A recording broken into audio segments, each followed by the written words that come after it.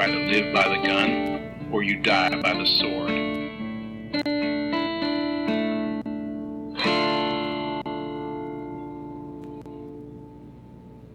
Welcome to The Good, the Bad, and the Weird. I'm Nico. And I'm Chris. And Chris, do you know what I've been dreaming of? A brown Christmas. Because that's what you're going to get in Arkansas. Yeah. Unfortunately. A white Christmas would be nice, though. It would be. I do. Well, the song is based in California. This is true. I did not know that until I started doing research for this movie. Surprise, we're doing White Christmas. We are doing White Christmas. I am decked out for the holidays. I'm wearing my Grinch onesie. I have my one and only sweater. Yes. I love this onesie. It is my holiday sweater. It's very nice. Maybe for the next one, I'll bring my brand new fleece PJs. They only stick to my legs a lot. I got this because one of our friends wanted to have a Christmas party, and it was supposed to be a nice dress-up party. He made some prime rib for everyone. Oh, how nice. I showed up in this, and no one was surprised. I mean, it is Christmassy. It is also very much Nico. Yes, it is. So, what drink do we have in store for us today, Chris? Well, I figured we'd save eggnog for later on down the road. So for today, we have a nice, cold, White Russian. Closest thing. So, Prost. Prost. The dude would be proud. It is good. Ooh, that's strong coffee and vodka. Yes. So, as we've said, we are covering Irving Berlin's White Christmas. As best we can, because oh boy, this movie, there's a lot. There's a lot in this movie. We're going to skim through as much as we can. But there's some people in here who they could use their own 2 hours worth of content. Oh, yes. So, White Christmas, though not the movie that White Christmas premiered in, is considered a spiritual successor to a film called The Holiday Inn. Yes. Which I watched, and I can very much understand why this is more of a Christmas movie, or why White Christmas is more remembered than the other one. Yes. There's a very politically incorrect blackface scene in it. Yeah. But it's also not very much a Christmas movie. No, and I think one of the reasons why White Christmas has made it for so long is A, the Christmas carols. This movie is very sing-alongable, especially if you already know the music, especially the song Sisters. It's going to be stuck in your head for weeks. I apologize now. But on top of that, this movie is a joy to watch, which is not something I get to say a lot about movies. This movie is visually very pleasing. The acting in it is phenomenal. The singing in it is phenomenal. The dancing in it is next level. And so even though it's kind of long, you're entertained the entire 2 hours. Yep. I mean, overall, I love this movie watching it. Oh, yeah. This, honestly, was my first time seeing it in full. I'd seen pieces it's always here on and TV. There. Yeah, one of those things that's just on during the holidays, and you catch little glimpses of it while you're flipping through. Oh, sure. Unless someone tells you to stop. Definitely. So, and unless White Christmas is a family tradition, mm-hmm. It's definitely a classic. But I understand how, unless this is your Christmas movie, like it is for my family, it could easily get bypassed for something else, like Star Wars or Home Alone.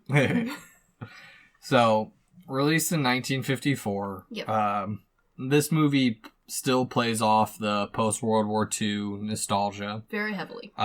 It was the first film in VistaVision, and a 35mm format was used, and first time to be used in this format in theaters. Yes, and from what I could read from the critics of the time, they really praised the use of VistaVision in this one.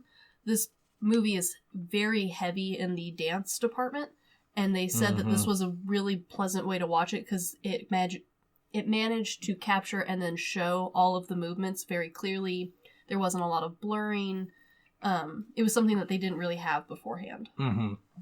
So, I'd like to, before we really get into this, most of my resources come from commentary from, I think, the 50th anniversary DVD or something like that. Okay. And it's mostly commentary by film historians and people who just generally love the movie, and also always loved Wikipedia. I was going to say, mine is heavy-handed on the Wikipedia, and then also a couple of articles here or there about specific people who starred in or helped produce the movie. Yeah. Well, yeah, I like watching the special features on movies, so that's always my it's little always tidbit. entertaining. But, anywho, so, for those of you who aren't familiar, as I was not familiar with White Christmas, Yep.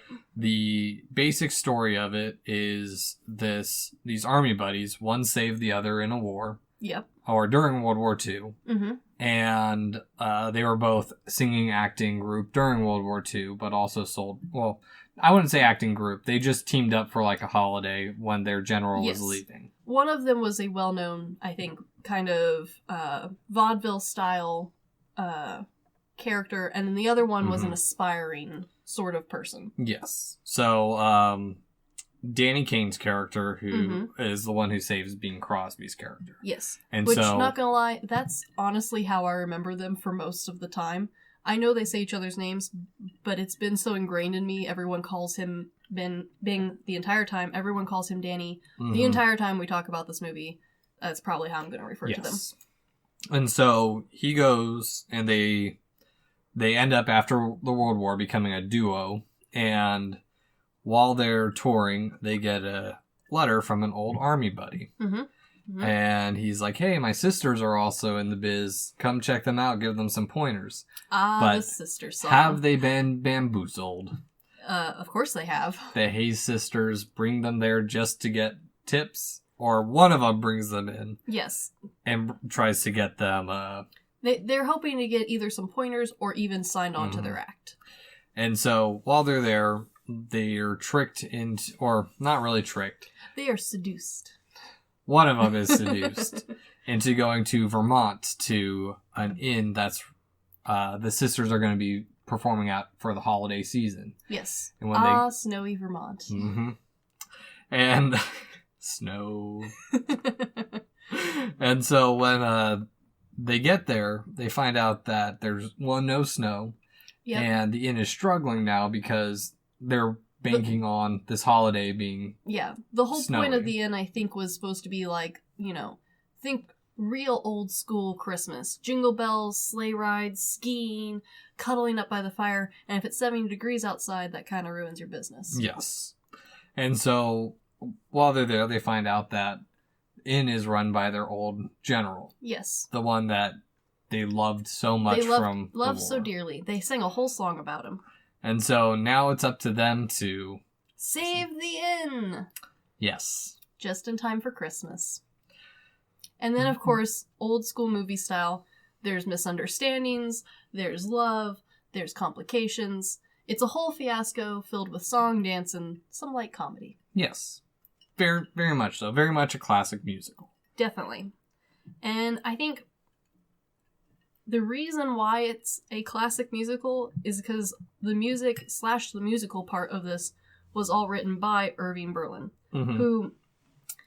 I think a lot of people would consider the greatest songwriter of American history. Yeah, when we started this, I knew him by name alone. I didn't realize how much he's done. Like, he wrote God Bless America. The man wrote God Bless America, just to give you a concept.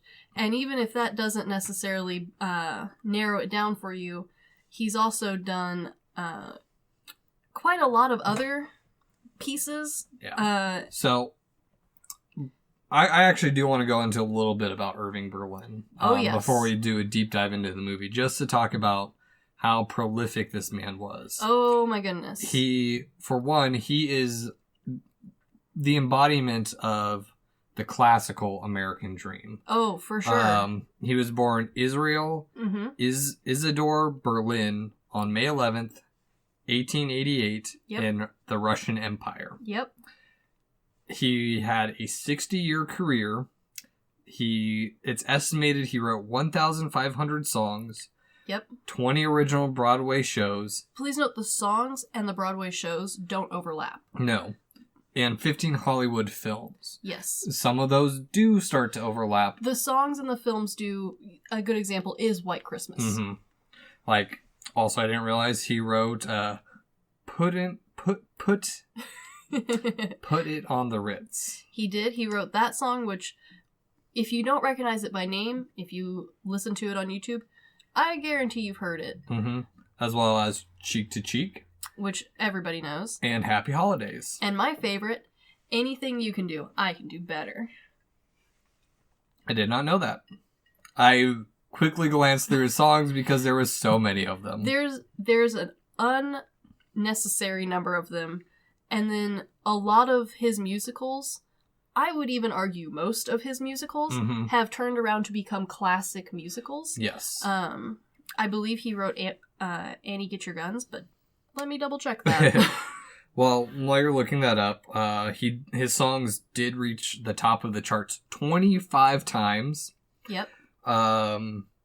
Supposedly, it was believed he could not read sheet music. I did learn he did learn how to write it. Yes. But he always played in C sharp, and he had a pedal on his piano that could shift keys without having to go up and down the keyboard. Which it sounds impossible, and then if you ever play music, you'll comprehend how just insanely unnecessary this is the most backwards way to write music possible, and he wrote some of the best music. Here's how prolific this man was. He was drafted for World War I, but instead of being sent to the front lines, he was ordered to compose songs. Yes. Which explains a good part of his repertoire, to be honest with you. There's one thing that really stuck with me that Jerome Kern, a composer, stated. And after doing my research on him, there's so much that this sticks with.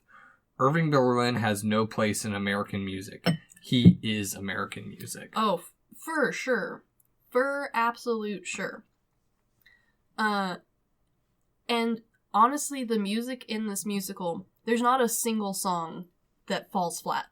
When I watch a musical, I usually anticipate one or two songs to either be immediately forgotten or that I don't really hit. They feel forced or a little awkward, maybe because something else was cut out of the movie. Yeah. Especially movie versions. And while you can argue that a couple of songs don't instantly pop to mind, once the movie starts playing, all of these songs are immediately brought back. Or you remember the dance movement for a specific reason, which I'll talk about that later because my mom and goodness. I'm so glad you watched this with your mom. I am too. I rewatched it with both my parents. Actually, the day before I came back for the holidays, and while we were watching it, we both had the same opinion of one particular scene. But we can get into that. Get there. Yeah, we'll get into that later. We should also note that on top of, we could go on about this man for literally hours. But on top of all of this, he's also been nominated for 8 Academy Awards and also led multiple actors and actresses to their Academy Awards. I was also reading, I can't remember which movie, it might have been White Christmas. He won the award for Best Composition or something, but he was also the one presenting the award. That's a little awkward. That's the thing, it was so awkward that was the last time they did that. So they made sure that whoever could have won the award was not presenting it. Ah, see, I've always wondered about that. Now we know. It did happen a couple times and people were like, ugh. And then, before we jump too far in, there's another behind-the-scenes person that I definitely want to touch on. One of the things that immediately left my mother-in-law's mouth for this movie was she loved the costuming. Oh, yeah. Their level of detail to the costumes. People's shoes perfectly matched their pants and their suits. All the outfits felt absolutely complete and in place. No one in the background seemed out of spot. And there's a reason for that. I am corrected real quick. He composed in F sharp. There we go. That's it. So another couple little things. So we've gone a little bit over Irving Berlin's overall career. Yes. Just a couple little things I want to touch on White Christmas, which is interesting to me because, one, Irving Berlin was nervous about the song. Which, I mean... He showed it to Bing Crosby and he loved it. Yeah. The song is actually set in Beverly Hills, but the very first verse is always removed because it doesn't hit the same chords as just Just starting going off, in. I'm Dreaming of a White Christmas. And also, it is a song to remember the holidays with no religious significance. Which I think is another reason why the song itself Mm-hmm. has endured even arguably more so than the musical has. Mm-hmm. It is undoubtedly a timeless version. I think I have gotten to listen to Ben sing it 3 or 4 times today alone on my car rides. Because it is the season and every radio station is required to play Christmas music right now. Yes, unfortunately. All of the time. But back to the costuming. Yes. So the costumes in this movie were done by someone called Edith Head. And I had not heard of Edith before. And now that I have done research on her, I don't know how I didn't know her. Mm-hmm. Have you seen a Hitchcock film? You've seen her work. Okay. Edith, there's a rumor out there that Edna Mode from The Incredibles is based off of this person. Oh, okay. And let me pull up a picture of her for you, and I think you will agree. I like the theory. I like it so much that I will happily agree to it no matter what. Okay. But I could understand, what is anything ever based off of? Everything that came before it. Yes. White Christmas is based off Holiday Inn. So Edith Head is arguably the most prolific costume designer ever. I can especially see in the older pictures. Yes. Like, she has a her specific... older pictures, not her as a young person. Yeah, once she has found A, her haircut, and then B, her, I would argue, slightly Corbusier-esque glasses. Yeah. My architecture friends will know and understand. Oh, yes. We glasses. She very much does look the part of Edna Mode. She is over the top. She is every ounce of her is a costume designer. And I had not realized her importance until I had started research on her. Nope. She has won 8 Academy Awards for Best Costume Design. I think she might hold the record for that. Don't quote me. Pretty sure. Couldn't find anyone who had more. Rough facts. Rough facts. Estimated facts. But her level of detail and commitment, especially when she was getting really into the film industry, was almost unheard of. She didn't just take measurements and then create a design and then come back. She worked intimately with every single actress and actor in the industry to the point of like, we're not just friends anymore. We are best friends level. She went on to, I think, do some designs for the rich and famous outside of Hollywood.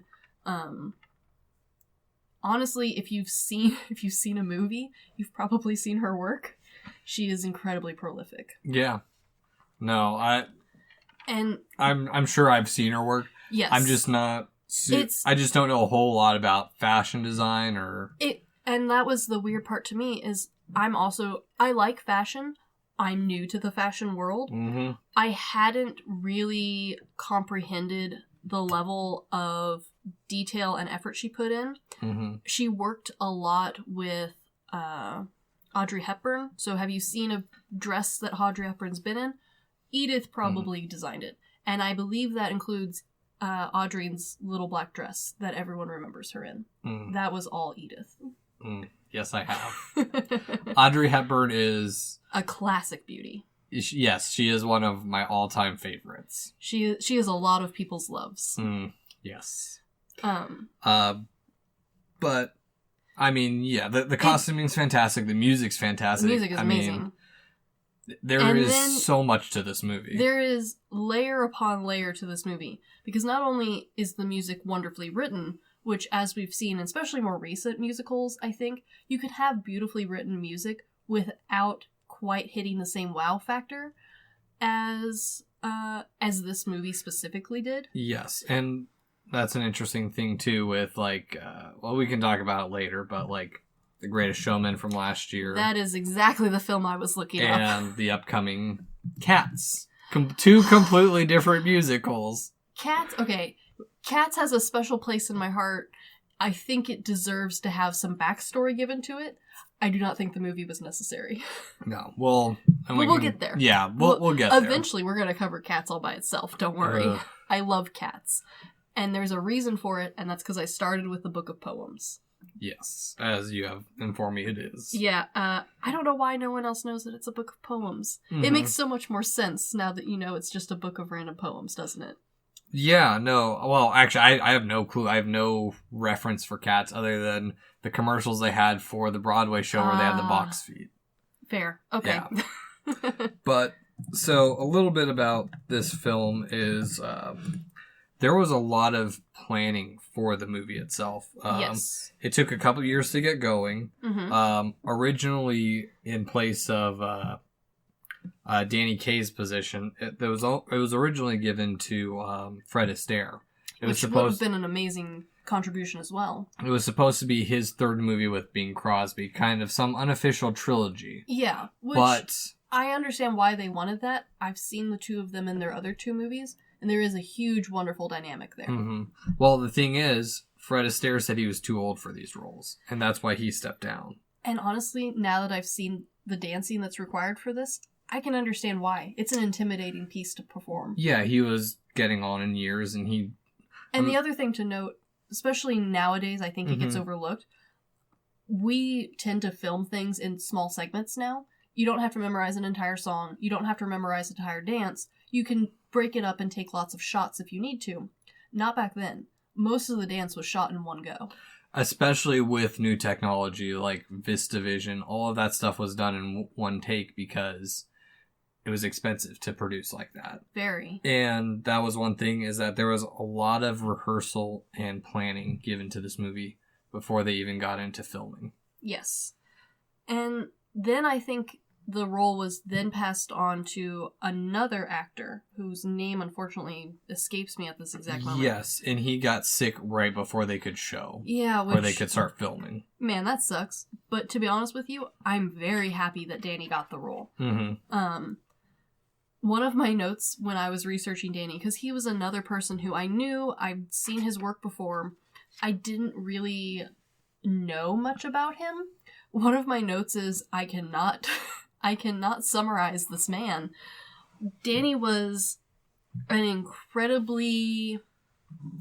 He was a little bit of everything. He was a true Renaissance man in I think the most modern sense of the word. I mean, he was the biggest proponent or promoter of UNICEF for... Yes. In the early days, at least.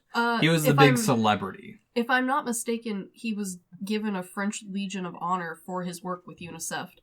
And his work with UNICEF didn't start and end like a lot of modern celebrities where they'll pick a cause, it'll go on for a couple years, and then it kind of dies out and it's just kind of their side project. This was his entire life's passion. Yeah, like and it wasn't just UNICEF. Children and entertainment for children and their well-being seemed to be a huge passion of his. Yeah. He did a lot of children's songs and dance and show that all somehow also won awards.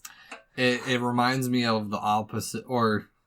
Yeah, what you're talking about reminds me of all those celebrities who hopped on for the West Memphis 3. Yes. Thinking, oh, this is going to be maybe a year or two, and then it ended up being like 13 plus, and it's like, ugh. Danny's run with UNICEF didn't even touch the 13-year mark. No. This was like decades worth of not just a little bit of love and admiration, but just absolute life goals. He also was a prolific cooking, flying, business ventures, baseball, medicine, charity.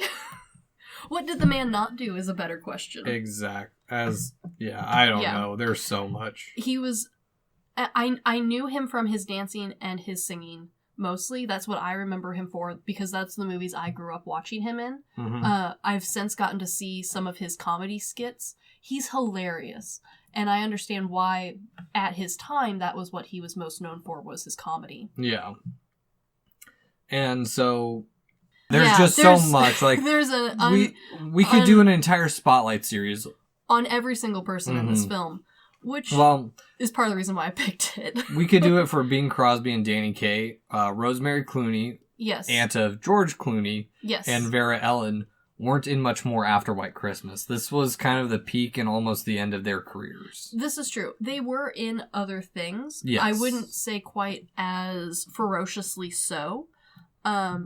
Especially Vera-Ellen, who I consider her one of my all-time favorite persons to watch dance on film. Yes. She dedicated her life to dance in a way that I don't think a lot of people get the opportunity to. No. And one thing that's interesting between their casting is Vera-Ellen couldn't sing either. No, she was a horrible singer. So, in fact, there's only one little part of the movie where she actually gets to have her real voice in it. And every time those notes come on, I can feel the musicians around me cringing just a little bit because she's flat for like a good half a beat. Whereas on the other hand, Rosemary Clooney could not dance to save her life. No, but her jazz singing was some of the best of her time. And arguably still. Which is an interesting pairing. You have one who can't dance, one you can't sing. There's a specific number where Rosemary Clooney's movements are very... walk around. She's doing her best. But at the same time, because both of them were the best at what they each were good at, the balance isn't so off that you are horribly put off by it. Yeah. And then they're countered by Bing Crosby, arguably the greatest singer, dancer, actor of all time. And while Bing is a wonderful dancer, I think in these performances, Danny's performance of his dancing is arguably better. Oh yeah, especially what's the number he does with fluid. Yeah, what's the number he does with Vera-Ellen where they're dancing in Cancun? Yeah, I can't remember what that song's called. But you can tell that while both of them are very good, Bing has a much more upright ballroom style to him, whereas Danny is a lot more jazz to him. Yeah.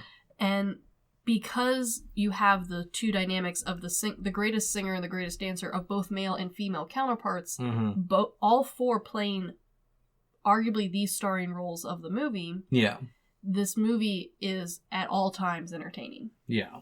No, I do agree with that. So I think we've done a good job giving a rough example of the main four. Yes. Again, you could easily go into everyone individually. Oh, yeah. But we do need to get to the movie itself. The actual movie. True. We're at almost 30 minutes and we've only talked about the basic plot of the movie and everything around it, which this movie was the biggest film of 1954, and there's a reason there's so much to it. Yes. And there's a reason why, even though this film was filmed in 1954, and it's set in, I believe, 1954, if not a little earlier. No, I think in the prologue it's set earlier because it's during World War II. And then it jumps forward? Yes, then it jumps to 1954 when they're out of the army, the duos. And I would argue that a lot of original military movies do lose their touch after a little while just because the war has been over for a couple generations now. And this movie does not hit that way. This movie manages to maintain a level of magic that I think a lot of other wartime movies of that genre or that era. Well, and even then, World War II is an interesting era because that was the last time the entire world was at war with each other. Yes. Or in that sense. In that sense, the main powers at be. Yes. I mean, we can go and there's nitty-gritty to it, but of course, like World War I's so far back in the past that it's almost kind of overshadowed by World War II. Even now, we don't see a lot of Vietnam movies. We don't see Korean War movies. We do see more war on terror movies, but a good chunk of our movies, we're even having remakes of World War II movies with which is Top Gun coming back out? Or something like that is. It was Midway. Oh, that's what it is. Which my parents said Midway was actually pretty good. I'll get to it eventually. I don't do good with the whole airplane flying spinny thing. No. A little seasick. So back to the start of the movie. I really enjoy the start because it sets the scene so perfectly. Yes, it sets the nostalgia factor on high because you start off with these guys singing in front of a backdrop that you're like, okay, maybe they're just putting on a play or something. And then it zooms out and they're in the ruins of somewhere. Europe. Yeah. with bombs going off in the background. And it's Christmas Eve. They're trying to bring up the troops' morale. There's a change of command happening, and the new and guy it's not seems for like the best. the new At guy least seems like a seemed. total hard ass. Yes.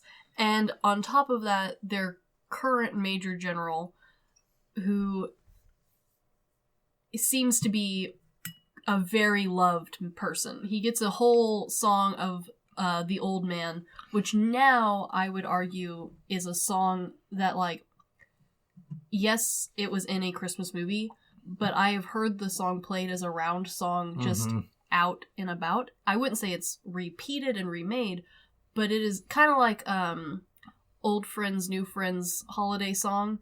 It gets re-brought up every once in a while. Yeah.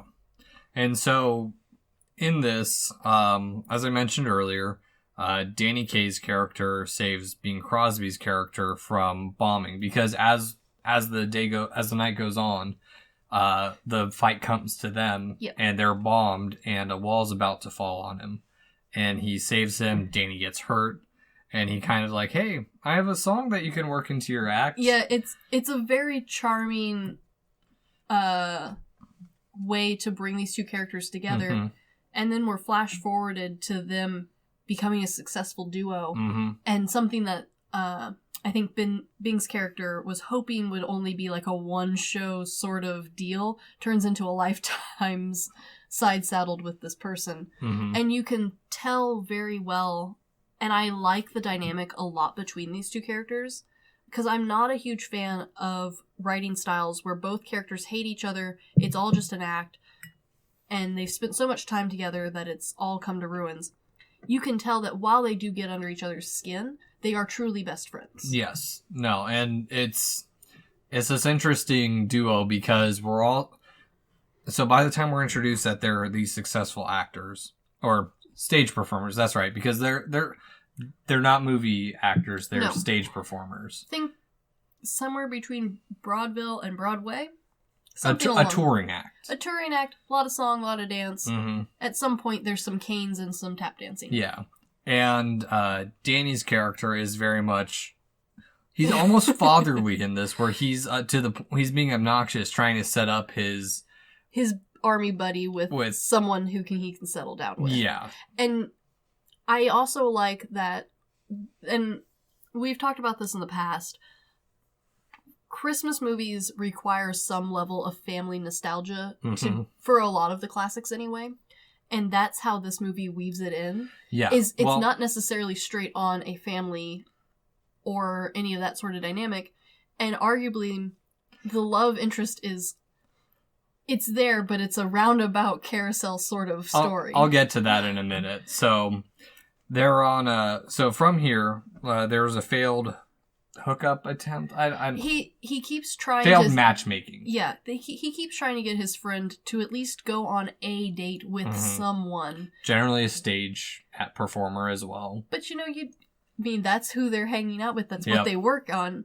And I do like the interaction they have between them, because Bing's character makes the argument that, oh, these girls aren't good enough, they're not what I'm looking for, and Danny's character rebuts with, sure, they haven't gone to Harvard, but they're still good people, and they still could be, fun to be around. I bet they can barely spell Harvard. Yes. And while it is a fun interaction, I like that at no point do either of them win that argument, because it does leave the narrative open for when they do eventually meet the girls, who we don't know what their educational background is. All we know is that they sing and dance. Yeah. And so from here, they're off to Florida. Yes. Yeah, they're nice, off to warm and toasty Florida. Yes, they're off to Florida to watch the Hayes sisters perform, and they're doing it because they received a letter from an old war buddy. Which I love the repeatness of that phrase, because and I would say that this film's comedy very much matches the old MASH TV show. Yeah, it shows a level of camaraderie we don't really see as much anymore in today's society, I'd say. Not to the same extent that the movie portrays it. Yeah, not to the extent where you go down to Florida just to view some guy you knew 10 years ago. Yeah. And you're not even going to see... They don't even plan on seeing him. They plan on seeing his sister and her friend perform. Mm-hmm. And for all they know, these two girls are, high school performers at their own club. And then this movie cuts to the sisters. Which I like that both of them... The two sets of main characters have the same dynamics, and I think that's why this movie works so perfectly. Well, and so there's more to that. Oh, definitely. So in this, we also find out that they're old army buddies in Alaska. He has not written any letters. Nope. And one of the sisters doesn't know that, and she's the one who wrote the letters. And so or she was at least hoping that her other sister wouldn't notice. Mm-hmm. And so they're just going to go out there perform. Yes. And it's interesting because we have, like you brought up, the parallel characters. Yes. So we have Crosby and Clooney's character. Mm-hmm. They're very much the gung-ho, I'm only doing this for myself. Yep. Well, I don't want to settle down. And then we have the very parenting characters of Kay and Vera-Ellen's characters. And you could even... They're domineering is what it is. And at the same time, there's a level of best friend / sisterly brotherly attention to each other that we don't see a lot anymore. And here's why I stopped you a little bit earlier. We have two different types of familial relations. Yes. We have the biological sisters and the camaraderie of the performers. Very true. We have the family that we're forced to have and the family that we make. Which I think is an interesting dynamic for the movie. It definitely is. Especially because of how seriously both sets of leads take those roles. And not just from an acting sense, but from a writing sense. The sisters take the fact that they're sisters incredibly seriously, to the point where they have their own song and dance about how incredibly seriously they take their sisterly love. Which, later on, Crosby and Kay do a number with it. And my dad's like, oh, they all of a sudden know the words, and my mom's like, that was a popular song back then. Well, and on top of that, I'm not convinced that song, the recreation of the song Sisters was necessarily a straightforward cut from the movie, because if you watch it, Danny's character, and Danny himself is barely keeping it together through the whole thing. Okay, so... It is the funniest thing this man has ever endured in his whole life. Part of that is that scene was very uncomfortable for Crosby, who, from my understanding, was a very conservative man. So not really dressing in drag, but almost drag was not very comfortable. Got to wear socks. Had to show off his socks. Had to wear a little hair barrette. Show off his ankles. Show off the ankles, and then... Of course, the traditional gigantic feather fans. And so the scene they actually used was more of the outtakes of Danny Kaye trying to get him to laugh. And that's why, when he's hitting him, he's actually hitting him with the fan to get a reaction. And not just a little, cutesy hit, ouch, that hurt level hit.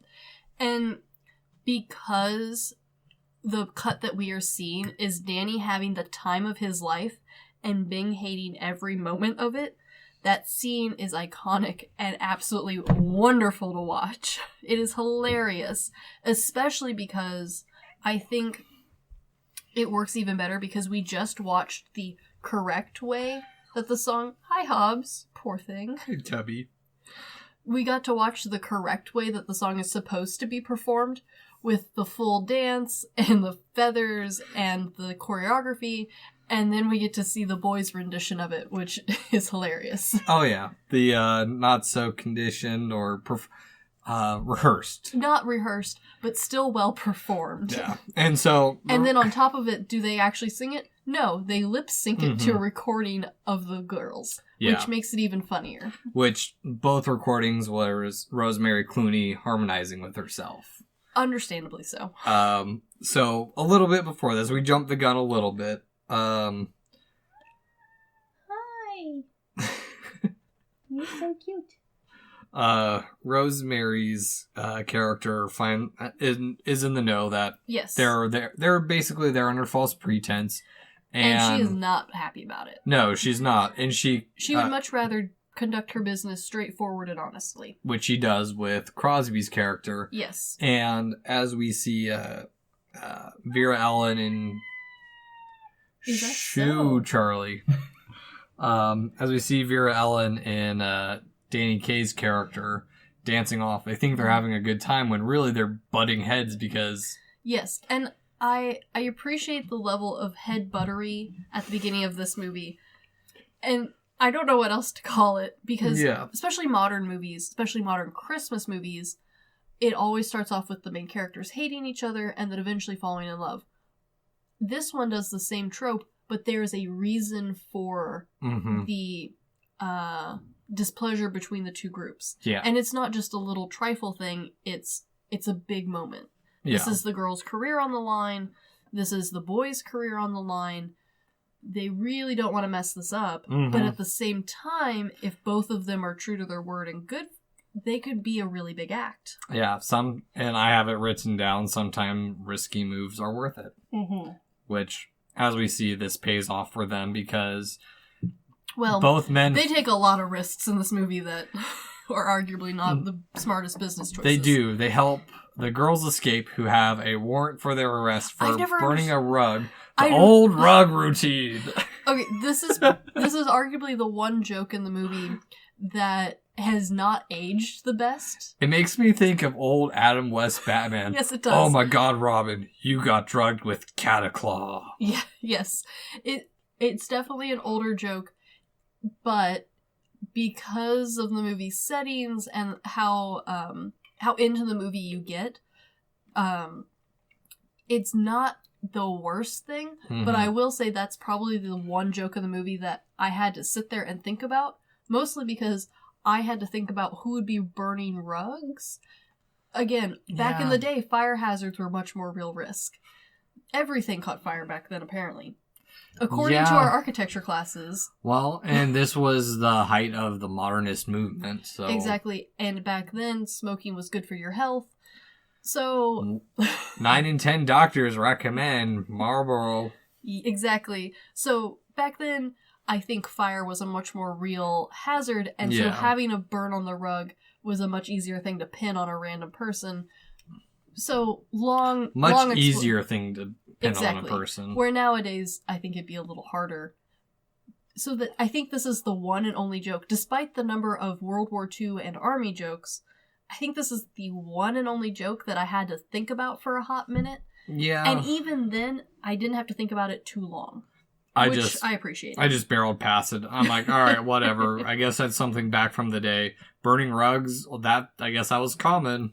I think it was. But, yeah, so they help the girls escape. Through a back window with a taxi. Yes. Re-perform the Sisters Act. Yes, to give them time to get away, while the sheriff enjoys a nice dinner. Old-time USA. Yes.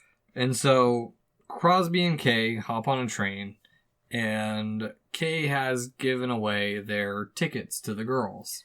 And unbeknownst to Crosby. And they weren't just any tickets. It's an overnight train, and they gave away their sleeper car tickets, which means they get to sit up all night in the dining car. Yep. Which sounds awful. Oh, it sounds atrocious. I did that I did that on our way back from Rome to Pisa once, and... It's a long time to be awake. It is. And it wasn't like it was the old-timey cars. It was just a regular... row of seats. Yeah, I've done that from Kansas City to Chicago before. And so... rough times. Yeah. Won't be doing that again. No. And so they do... Crosby does realize that the girls are in the drawing room because they accidentally opened the door. A good little bit of old-timey back-and-forth humor, which I appreciated. And so they do agree to take a train. Kaye wants to go to Vermont. Crosby's like, no, we're going back to New York. After a cute little song and dance, we agree we're going to Vermont. Well, whether or not he knows it. / they've only bought their tickets to New York. But it's the same price to go to Vermont. Oh. Huh. I didn't catch that, I guess. I guess I read the scene as him saying, well, it's going to be this price still to go to New York. Yeah, it's an odd scene to catch, especially because we don't do train tickets like this anymore. No. You can't just board a train, and if you can, it's not legally.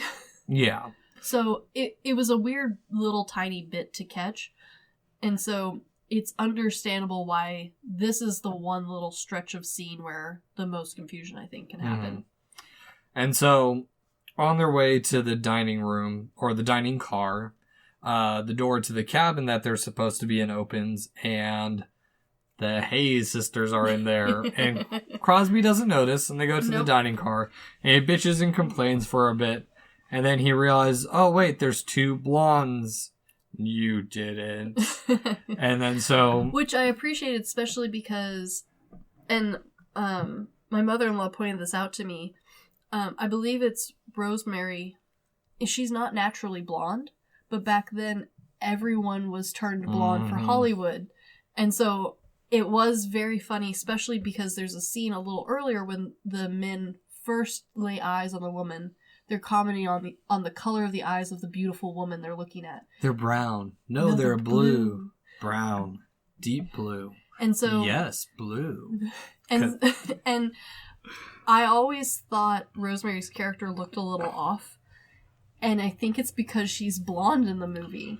Yeah, but it doesn't feel too unnatural. No, it doesn't. It's just compared to, especially since she's next to Vera's character the entire time, it feels odd. And then once you see herself with her natural hair online, you're like, oh, I understand why you were picked for this role now. Yep. And so from here, the girls enter the dining car, and musical number ensues about snow and going to Vermont. It's very cute. Very wintry. They're like, okay, sure, we'll go. We don't have work anyways, so let's just go and enjoy vacation. And it's mostly Danny persuading Bing to go to Vermont because it'd be good for him. Good for his health. Well, this is still a problem when tuberculosis was a big thing too. I think just traveling for your health in general was still a big thing. Yeah. But, anywho, so they get to Vermont, bright and sunny, no snow to be seen. Not even a drop. They go to the hotel. The girls are checking in because they're like, oh, we're performing here. And they're like, well, sorry, we'll pay you half for canceling, but we can't. Like, if there's no snow, we don't have any guests, thus no entertainment. And then enters the general, and the plot thickens. Yes. And I do think it's interesting that this is the point in the movie where not only are we reintroduced to the general, we're finally given some characteristics to put to him. Mm-hmm. Because originally, while we did learn that he cares about his troops, that he has a sense of humor, and that he doesn't mind breaking the rules if it's for a good cause, we didn't really know a ton about him. No. We can now add Modest to the list of things we know about him, because when he walks in, first off, his army buddies think that he's the janitor of the place. Mm-hmm. And then find out that he's the owner, and he informs them that he would like them to keep it quiet. Yeah. That he doesn't like being remembered as the general. He just wants to live his life and run his inn and chop firewood and clean up. Done with this shit, guys. Just let it die. Exactly. But, well, there's more later. But, so they decide, okay, well, you know what? Well, because he doesn't want to fire the girls, so... No. So he lets them stay on with the understanding that they're going to perform to, like, 4 people. Mm-hmm. So Crosby and Kay decide, you know what? We'll bring our act here. We'll pay them double. We'll make sure they're well paid, fed, all that. It's their scheme to try and bring a crowd to the inn, despite there not being any snow for Christmas. Mm-hmm. Which they play off as not a big deal. This would have been a huge deal. Oh, this is a hugely expensive, even back then. How much is this going to hurt us? A little bit between ouch and boing. Yes, but you can tell that not only was this someone that they respected greatly, this was someone that they would have marched to their death for. Mm-hmm. And they're still willing to put everything on the line for this man. Yep. And I also like that his his wife, the innkeeper, whose name I've forgotten at the moment, unfortunately. Oh, I can't remember. I keep calling her Clarabelle because unfortunately she resembles greatly the cow from the old Mickey Mouse cartoons. Yeah. Which, I don't know how I feel about that, but it's a fact. Mm-hmm. But she is the busybody of the story, which back in the day, I think you just required to have a busybody at all times on cast. She's listening to the phone calls of everyone ingoing and outgoing. She very much says too much at all times, but also not enough. She's very emotional. She stirs the drama. She is very much a drama person, and she knows it. She knows she is the president of the Busybody Club, as she declares. And so her letting into to Bing and Danny that the general has sunk every penny that he owns into this inn on getting it remodeled, buying the place, trying to upkeep it. I think that's the point where Bing and Danny realize that not only their generals put everything on the line, they're going to too. Yeah. Now it's for an old army buddy. Everything in this movie is for an old army buddy. And so from here, we get the extra cast in there, the performers, and we start to really develop Rosemary and Crosby's character. Yes. There's a scheme between Kay and Vera-Ellen to get them together. Yes. And so they're just putting them in situations that they wouldn't be in. They tell them, oh, don't you feel like a snack before bed?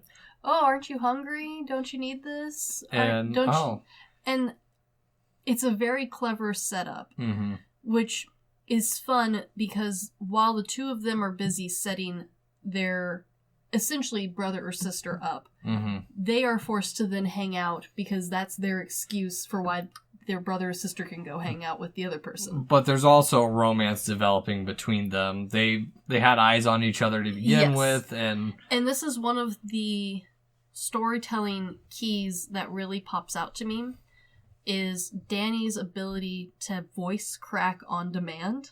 Oh yeah, he is the it's a characteristic that normally would be horribly irritating, and because he does it only when he's nervous and he does it so convincingly. He only does it when it's affecting him specifically. Yes.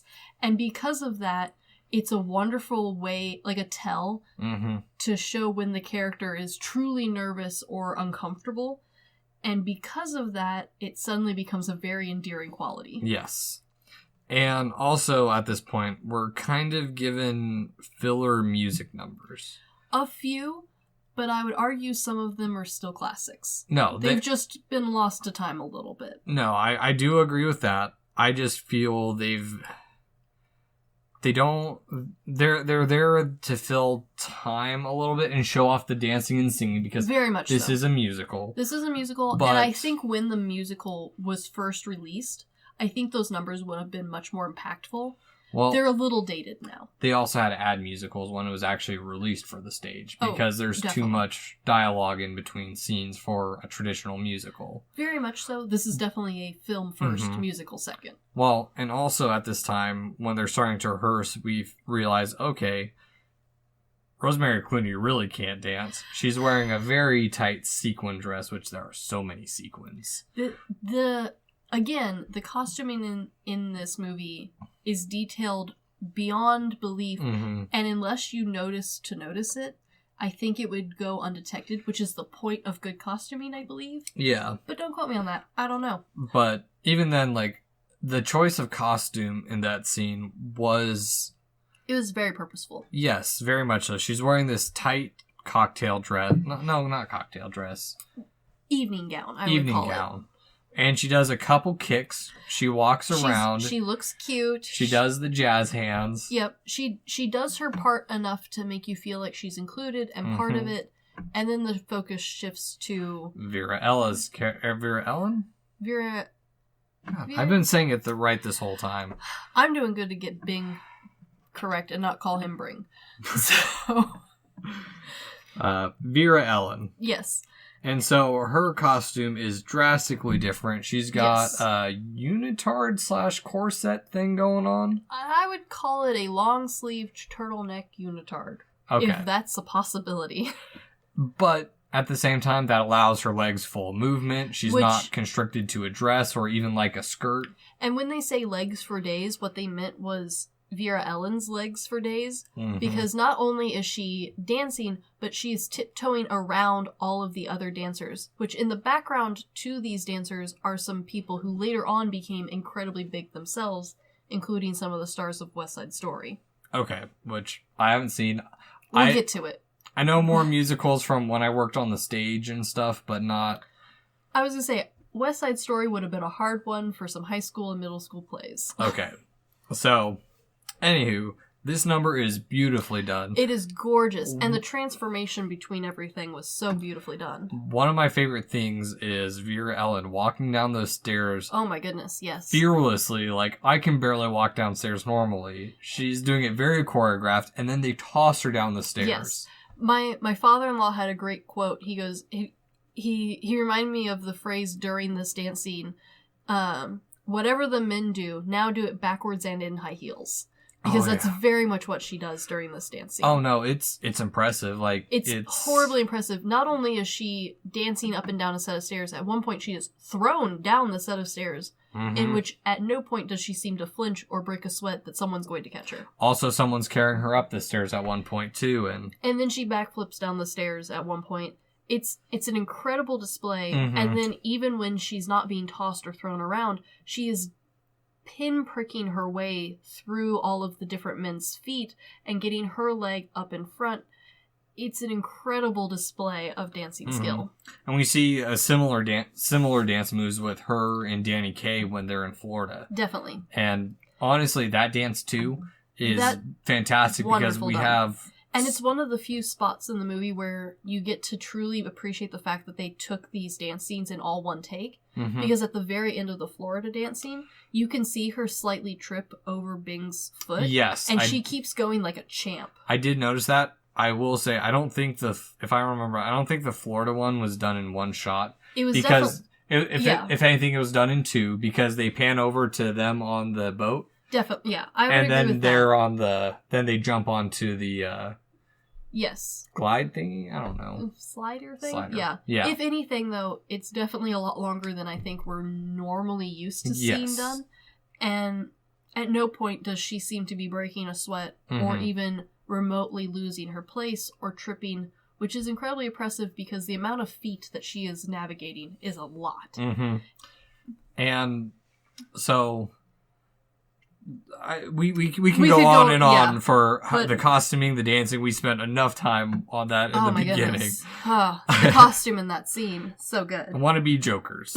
Or no, want to be Riddlers. That's what I've written down. Yes. And so from this, we have the development of both the romances. Yes. And then we have Miss Busybody. I adore Miss Busybody. While I love the dancing in this movie, I would argue that her and her character are something that are very nostalgic for me because all of the old TV shows that I watched with my grandparents always had a busybody person. Yeah. And it's a role that is hard to fill nowadays in movies because it's hard to listen in on phone calls, especially with cell phones. It's hard to be the town busybody and not be a bad thing. She also has a switchboard in the inn. Well, okay. Because they're getting calls, so she's directing it towards what room. She's directing it towards what room, and I would argue that there's a potential that she might be the town's telephone operator. This is back far enough that... Okay, they've also made it clear that there's a taxi to take them to the lodge, so the lodge has its own dedicated phone line. Yes, this whole thing, the inn that she's in, is its own specialized area, which I think defies a little bit of the laws of normalcy just because of how remote it is. Maybe in the U.S., one of the hotels we'd love to stay at in Garmisch, we first found it by walking up a hiking path to it. Delightful. And then the main way to get to it was through cable car. Oh, that sounds so delightful. So they had two cars on either end. Going up and down. Up and down. That sounds beautiful. It was a beautiful inn. It was super cool. There was... very much the same feel. It's very much old world. It is very old world. If you've ever gone and done Yellowstone in the old timey sort of sense, there's similar buses and taxis that will drive you around. Actually, it's remote. My parents recently went to Yellowstone. There is an inn that's only open like on Christmas Day. Yes. Or it's open for 30 days, but once you're there, you're stuck there. Yeah. But they'll bus people up like once a holiday. Yes, I love Yellowstone. It's phenomenal. But it has a similar vibe of isolation. We are our own little town at the moment. So her being the town busybody within its own little inn makes sense. And she's, despite the fact that she is putting her nose in everyone's business and arguably causing all of the shenanigans in the whole movie, she's incredibly charming, and I love her. Yeah. No, I do enjoy her, too. Isolation Hotel makes me think of another movie. Of course. All work and no play make Jack a dull boy. Yeah. I think if the snow had not come, we might have ended up there. So, anywho, back on track. Back to Merry Christmas. So she gets this telephone call, and she's interrupted partway through. Yeah, so she does not hear the whole thing. So she thinks Bing Crosby's character is going on TV to sell them out, which she tells to Clooney. Yes, and it's classic busybody example, but because this movie is the age it is, and because of the character setup, it doesn't feel like the redone that we get nowadays with the busybody messing things up. It feels very genuine. It feels like this woman is truly upset that this would happen to her and to her husband. Yeah. So you have it's for his honor. Yeah. So you have some sympathy to her despite the fact that she just messed shit up. Yeah. And so with that, we start to see the romance fall apart. Yes. We also get... I appreciate that this wasn't a we should stick it through sort of movie. It was more of a prove to me that you're a good person sort of romance. Yeah. I like that. Yeah. And we also get around this time this really awkward interpretive dance scene. What happened? Okay. What happened to the theater? Okay. So I never understood what happened to the theater until I watched it with my in-laws, who, again, are really big into musicals and music in general. Please enlighten us, because my mom and I dislike this scene.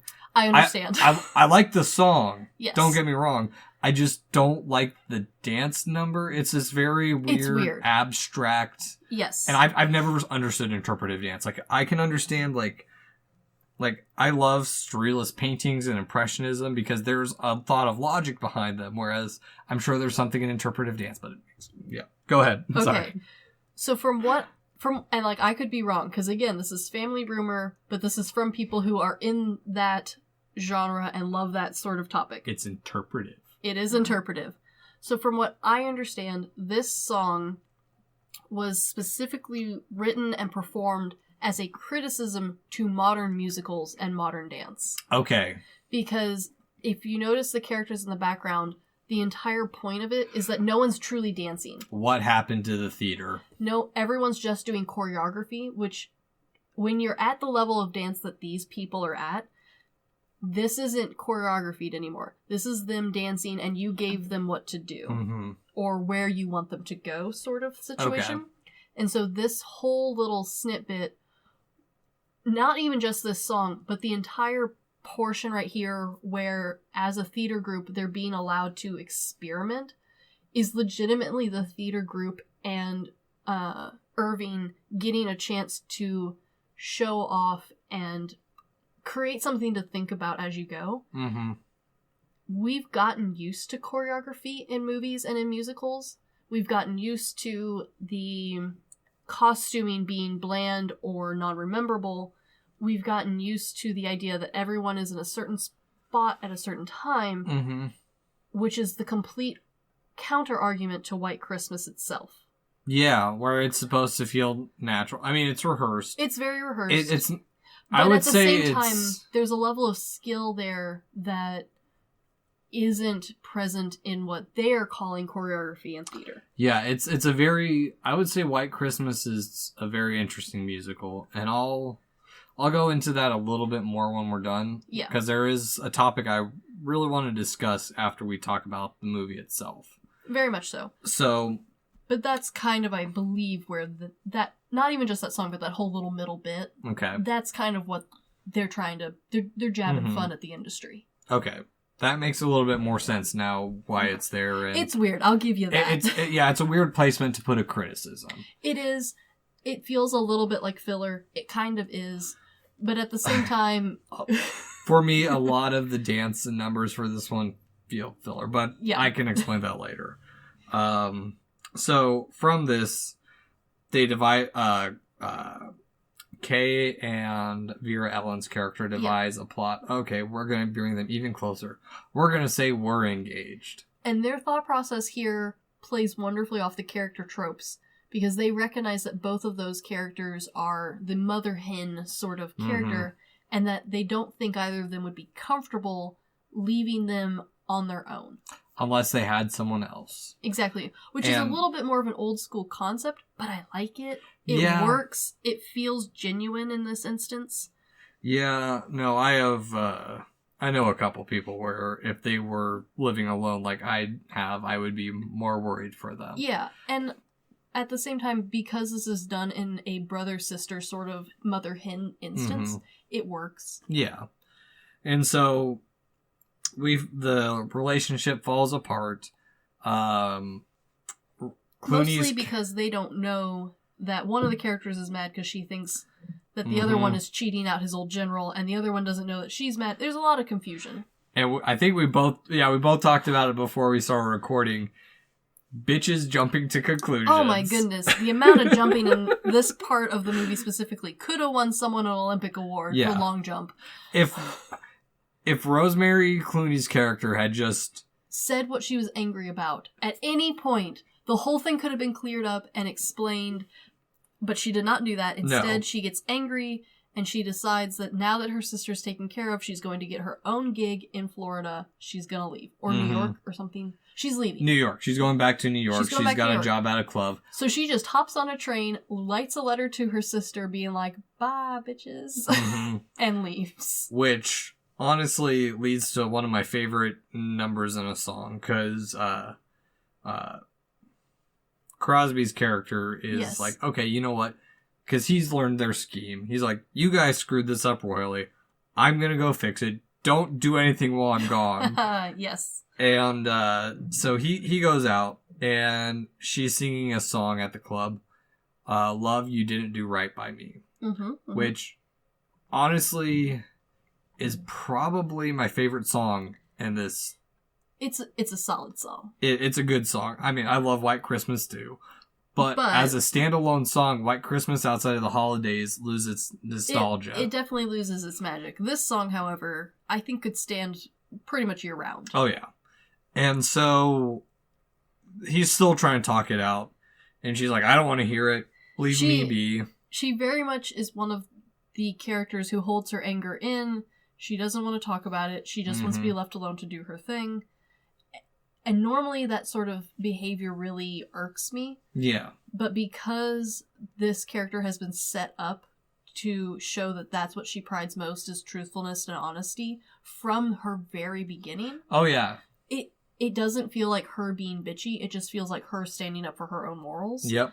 And I think that's why I don't completely hate her. No, she's standing up for her morals, but she's just not communicating. No. Which, honestly, in film, that's one of the big techniques to create drama. It is. Is characters say what they feel, but don't say it completely. You don't get to say how you feel until it's the end of the movie and we're telling each other we love you. Yes. Yeah.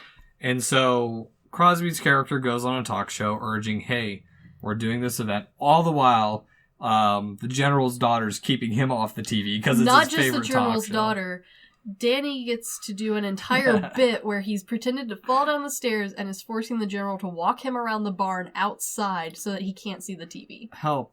I've fallen and I can't get up. And he's pretending to have a bum leg, and it's at this specific point in the movie where you can see Danny's affluence as a stage comedian because.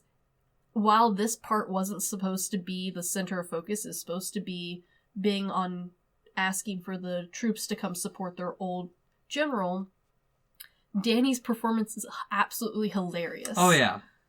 It's It's great. It's wonderful old-style slapstick comedy. Mm-hmm.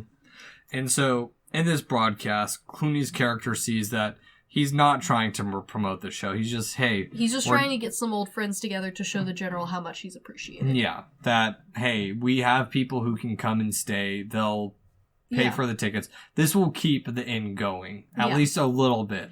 And I also think that, especially at that time, it was harder to keep in touch with everyone.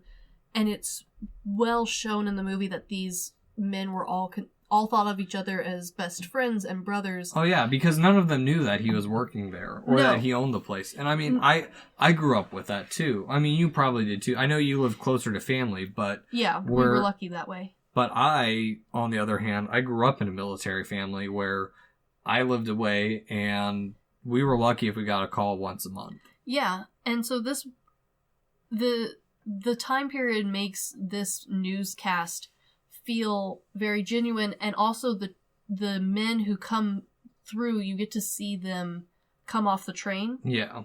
And so them coming off the train, that whole scene, the number of people showing up feels much more genuine, because this is a group of guys who haven't gotten to probably get together since the war ended. And most of them probably aren't there anymore. No, and they wouldn't know where each other lived unless they maybe talked to one or two of their old buddies. Mm-hmm. They wouldn't get to see their whole troop together like this. One of them doesn't fit his uniform anymore. And I also appreciated that one of the detailing bits about this scene is while all of the military guys do get to stand in line and do their song and dance like they used to, when they're coming off the train and when they're in the inn, you can tell that some of them have brought their wives or their girlfriends. Mm-hmm. So it doesn't feel just like a bunch of army guys dropping everything. They've brought their family to also be part of this family. Yes.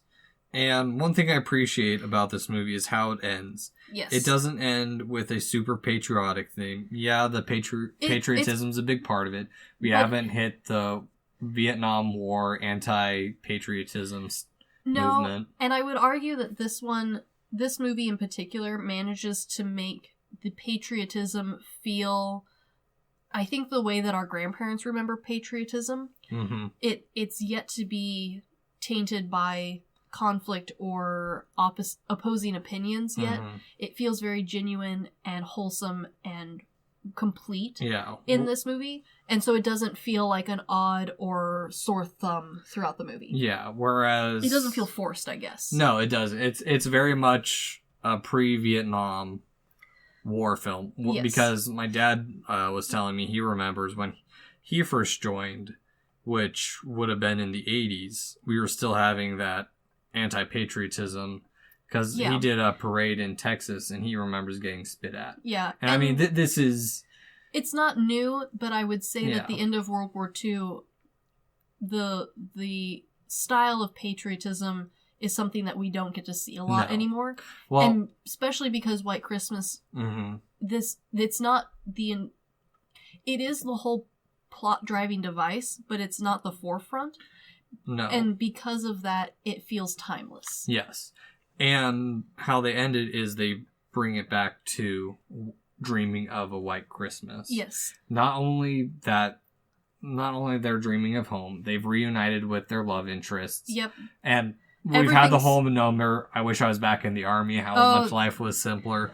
But it goes from that to just like, you know what, at the end of the day, we all miss home. Yes. And it's a very sweet ending.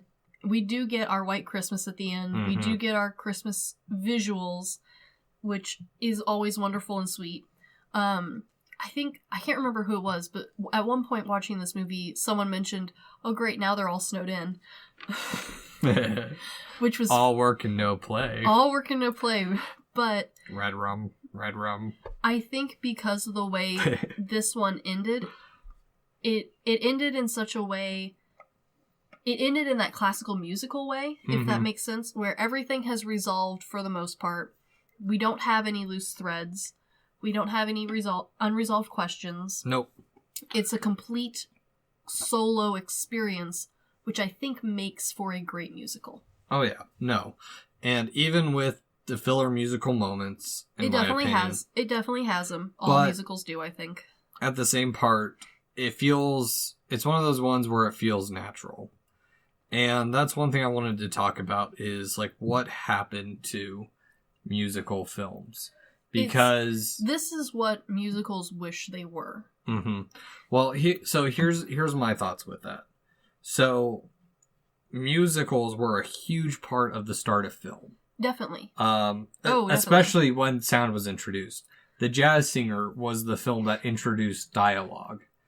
Oh, yeah. And you would even argue that not just musicals in general, but there's a specific sound that old musicals and old music has, and there's a reason why a lot of us who are into older music still prefer to hear it on record or on the smaller, less pronounced sound systems.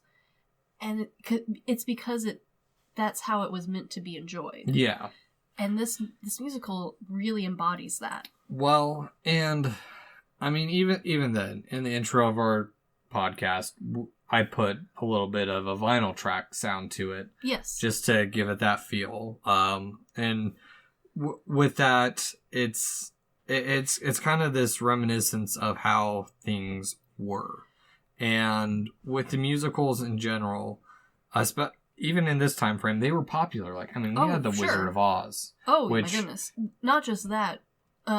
There's a reason Irving Berlin is who he is, and his music and his musicals is that reason. Yeah. He defined an entire generation's worth of music, and that also goes for Bing. Bing was one of the first people to create that style of singing. He influenced people like Dean Martin and Frank Sinatra's songs. Oh yeah, no.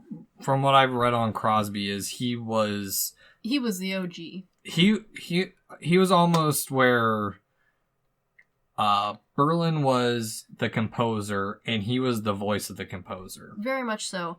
And I think part of the reason why White Christmas is not only a classic, but a classic that's becoming near impossible to recreate is because we have a perfect storm of people who are not just great actors. And not just like, oh, you're good at acting, because I say great a lot. I mean truly great actors, but they're true Renaissance people.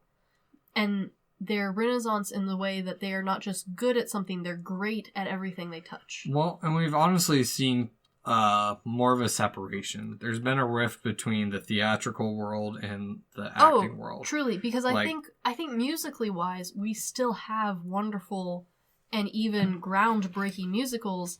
Hamilton comes to mind as something that has completely shaken up the world of musicals in recent days. It's changed how people have responded to musicals. I remember people humming the music for months after it came out. Yeah. But we don't get to see that sort of thing captured on film as much as we used to, I think. Well, and even then, so I have a couple friends. My friends Adrian and Marco out in Colorado. I knew Adrian in high school, and phenomenal actress, singer, dancer. I've seen clips of her and her husband. Her husband is phenomenal too. But I was talking to my mom over the holidays because we knew this episode was coming up. And they don't want to do anything more than really what they're doing from what my mom's told me. Sure. And I don't know. It's this weird disconnect because... And especially with how films are, the film industry's developing, is people aren't relying on California anymore. We have these big blockbuster indie movies. Sure, and there's even epicenters outside of Hollywood that people are still driving towards. Oh yeah, there's a lot of the Pacific Northwest that's getting filmed. Definitely. I would also argue that nowadays it's almost rare to hear an actor who has performed on stage and on a stage level of like Broadway. Yeah. Where someone can say, oh, you remember some of the actors who are now becoming really big names, like I think Benedict Cumberbatch, where one of the things that you can talk about with your friends is, oh, did you hear he was also on fill-in stage name here, usually Broadway, because that's the one, at least in America, that we talk about is the big one. Well. And it's not a, oh, of course they do stage. It's, oh, did you hear they also do stage? Yeah, well, stage performers like Bebop Cumberbund, Daniel Radcliffe. Before Harry Potter even ended, he started moving back to the stage, which, honestly, from my understanding, a lot of his mentors, Alan Rickman being a huge influence on him. Alan Rickman is he was wonderful. he was a stage performer before he did Die Hard. Yeah. Another fantastic Christmas movie. So good. But I mean, But like, it's not, I think, I don't think doing stage performance, while I think a lot of actors at one point did stage performance, I don't think it's that level of passion that at one point people still had. Yeah. Well, I mean, that's one thing too. Like, last year we had The Greatest Showman. Yeah. Or was that recently? Recently. I don't think it was last year. I think it might have been the year before. Yeah. So but anyway, The Greatest Showman. There was a lot of CGI used in that. And there was, which is, I understand why, but at the same time, the names who are in there I know are, for the most part, well trained in music and song. But I've had this discussion with mostly my husband, because he gets to listen to me rant the most. But a good example is Hugh Jackman. I know Hugh Jackman is well trained in singing. I personally like his singing performances quite a lot. My husband's not as big a fan because he doesn't resonate with the old style of stage performance where he's a great actor, he's a good singer, and that's kind of where the line ends. And so to get him in a musical style number, it's going to take more cuts, it's going to take more editing, it's going to take more filler to then disguise the fact that we're not doing this level of even... even his co-star, what's his name? Pretty boy. Efron? Zac Efron? Yeah. He's one of the few, like, Disney stars who started off doing musicals. Bless you, Zac Efron. Who, honestly, almost everything I've seen him in, which I never saw High School Musical, but everything I've seen him in as a mature actor, especially The Greatest Showman. Yes. He is he has the potential to be one of those actors who can easily go in between. Sure. Like, at the same time, is there the motivation to flip back and forth between the two? I don't think there is anymore. I'll say to a point, because like Sir Ian McKellen is still heavily involved. And I think that man is potentially, arguably, the last of his kind or something. He is the last unicorn, I think. Yeah, which... Honestly, I've seen that picture of him breaking down in The Hobbit because he wasn't in the room. And I think that's the big thing, is because film production is so much different than stage production. Where film production is different than it was even then. In fact, we had this conversation while we were watching the movie. There's a lot of points in White Christmas where nowadays I think people would criticize the filming style. There's a lot of direct eye contact with the camera, especially during dance scenes. Everything feels like a stage set up, especially during dance and singing songs. It heavily relies on proscenium framing, which is the frame of a stage. Exactly. But I will say it's an artistic choice that we actually do see more common in like Wes Anderson films, where it's a fixed camera and everything happens within that. Alfred Hitchcock did it in Dial M for Murder. Definitely. And I think, though, at this point, it's become a stylistic choice because we now have the technology and the ability to splice everything together smoothly like we want. At the point when White Christmas was filmed, stationary camera work with a couple of slides and zooms in and out, those were your options. Yeah. You didn't have the option to bring stuff in. And if you had the talent like this movie did, why would you not show it off? Yeah, because, I mean, Steadicam wasn't brought around until Rocky. Yeah. And even then, like, there's this kind of end of the classical, or of our classical thought of a film musical, because it's very much delegated to Disney or DreamWorks movies, and now we have Cats coming out, which... We'll talk about Cats some other day. Yeah. I think Greatest Showman was an attempt at another great classic musical.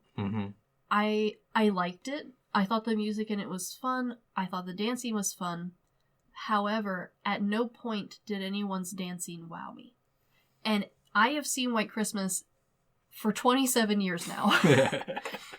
And every single year, I am blown away by the dancing, by the singing, even by the dub, even by the lip-sung parts of the music. And unfortunately, I don't think there's a lot of people left in show business anymore I don't think there's a lot of people left in show business anymore who are given the opportunity to learn song and dance the way that these people were given the chance to. Mm-hmm. And I'm not saying that's wrong, because nowadays we have people who are expert swordsmen and horseback riders and boxers, on top of being phenomenal actors, on top of being musically trained, and on top of also having to deal with modern fame and acting stresses. And I don't think that's a negative thing. No. I think it's just a change in how things have progressed, because we're asking a lot of people to perform the same roles that normally, I think back in the time White Christmas was filmed, we would have picked a completely different person to do. Yeah, in many ways we're acting. I mean, yeah.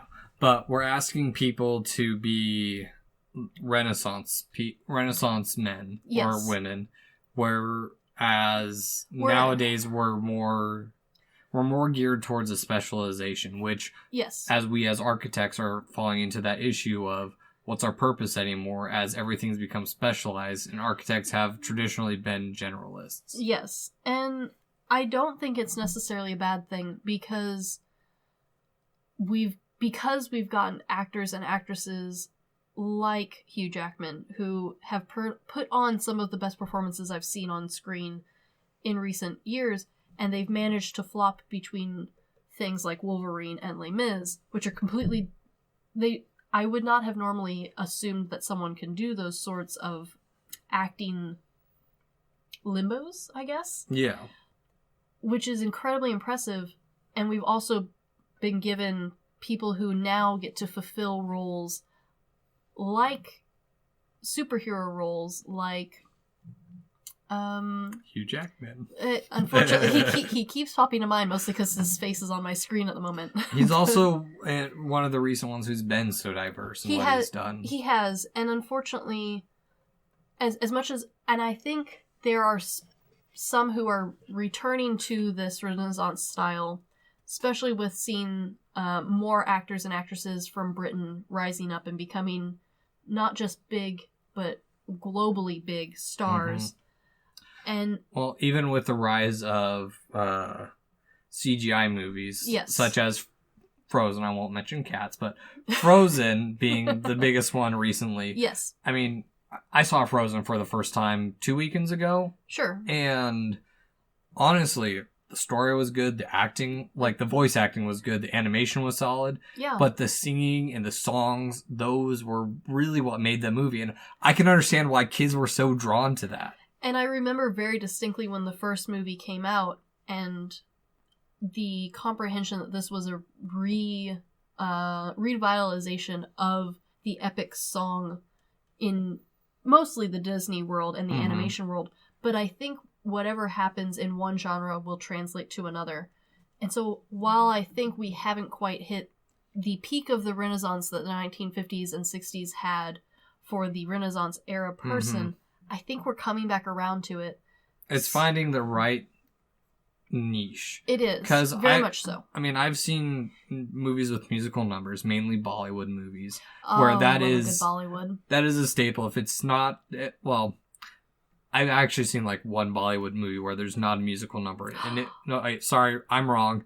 It did have one musical number in it. There it is. But even then, it still didn't feel forced. It was a weird dream sequence. Yes. But then, I mean, we have little weird outbursts like Tokyo Tribes. Yes. Where the entire musical redefines what a musical is, where it's all rap and not traditional. And I think that, especially in the more recent film era, I think there has been a craving for the filmed musical.